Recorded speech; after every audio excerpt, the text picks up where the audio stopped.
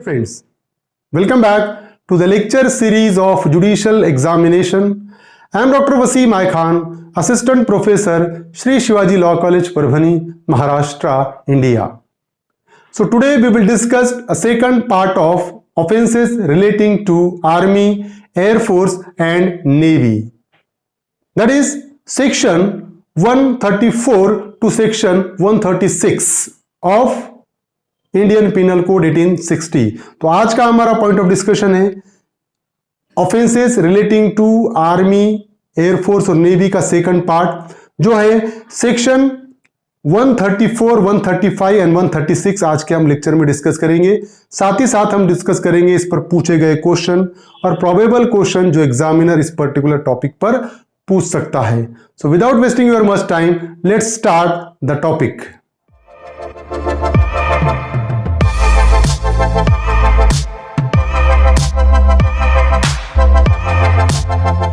Offense relating to the Army, Navy and Air Force Part 2nd. Section 131 to 133 we have discussed in the previous lecture. Now section 134. Abatement of such assault if assault committed. हमने section 133 में देखा कि अगर superior officer अपनी official duty कर रहा है और अगर कोई पर्सन किसी सोल्जर को उस पर हमला करने के लिए उकसाता है तो जो उकसा रहा है उसको पनिशमेंट क्या होगी, हमने ये देखा। और अब सेक्शन 134 ये कहता है कि अगर किसी सोल्जर को अपने सुपीरियर ऑफिसर पे हमला करने के लिए जो उकसाता है और वो सोल्जर अगर हमला कर देता है तो जिसने उकसाया उसको पनिशमेंट क्या होगी। सो whoever abets an assault by an officer, soldier, sailor or airman in the army, navy or air force of the government of India on any superior officer being in execution of his office shall, if such assault be committed in consequences of that abatement. Suppose अगर मैंने किसी soldier को उसके superior officer पे हमला करने के लिए उकसाया और उसका सुपीरियर ऑफिसर क्या कर रहा था, उसकी ऑफिशियल ड्यूटी एग्जीक्यूट कर रहा था और वो ऑफिशियल ड्यूटी में बाधा लाने के लिए, उसको रोकने के लिए मैंने सोल्जर को बहकाया, इंस्टिगेट किया, उकसाया उसके सुपीरियर ऑफिसर पे हमला करने के लिए और मेरे उकसाने के वजह से अगर वो सोल्जर या एयरमैन या सेलर अगर उसके सुपीरियर ऑफिसर पे हमला कर देता है मेरे उकसाने की वजह से तो मुझे सेक्शन 134 में पनिशमेंट होगी। तो I shall be punished with imprisonment of either description for a term which may extend to 7 years and shall also be liable to fine. तो मेरे लिए पनिशमेंट कितनी होगी, 7 साल तक की सजा और फाइन का ऑर्डर भी पास कर सकता है कोर्ट मेरे अगेंस्ट में। अब सेक्शन 135 है abatement of desertion of soldier, sailor or airman. Whoever abets the desertion of any officer, soldier, sailor or airman in the army, navy or air force of the government of India.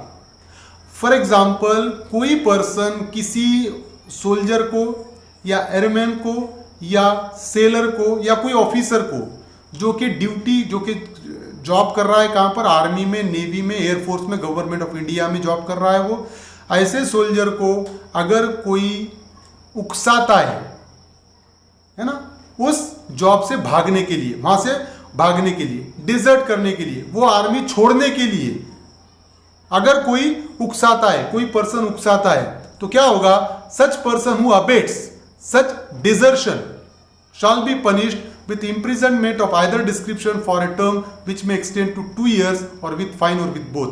हमको पता है कि army से भागना, army का भगोड़ा, उसको punishment है।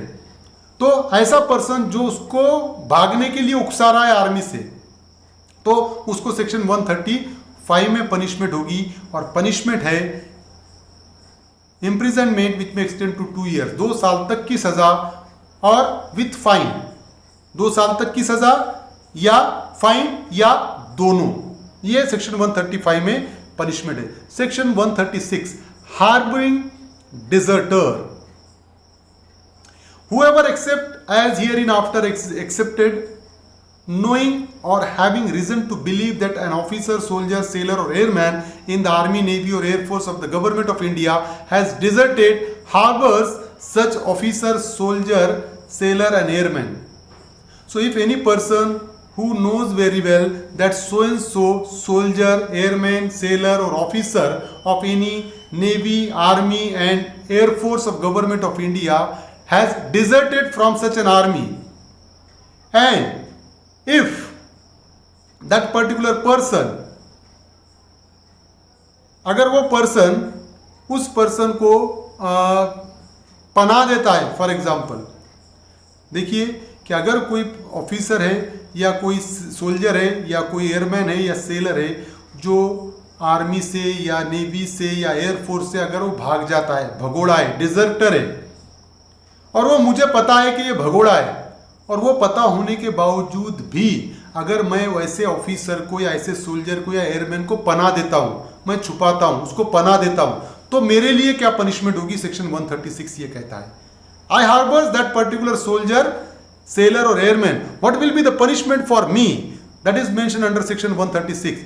I shall be punished with imprisonment of either description for a term which may extend to 2 years or with fine or with both. तो मैं किसी भगोड़े को जो आर्मी से भागा हुआ है, अगर उसको मैं पनाह देता हूं तो मुझे सजा हो सकती है 2 साल तक की सजा या फाइन या दोनों. So that will be the punishment for me. Exception is there. This provision does not extend to the case in which the harbors is given by a wife to her husband.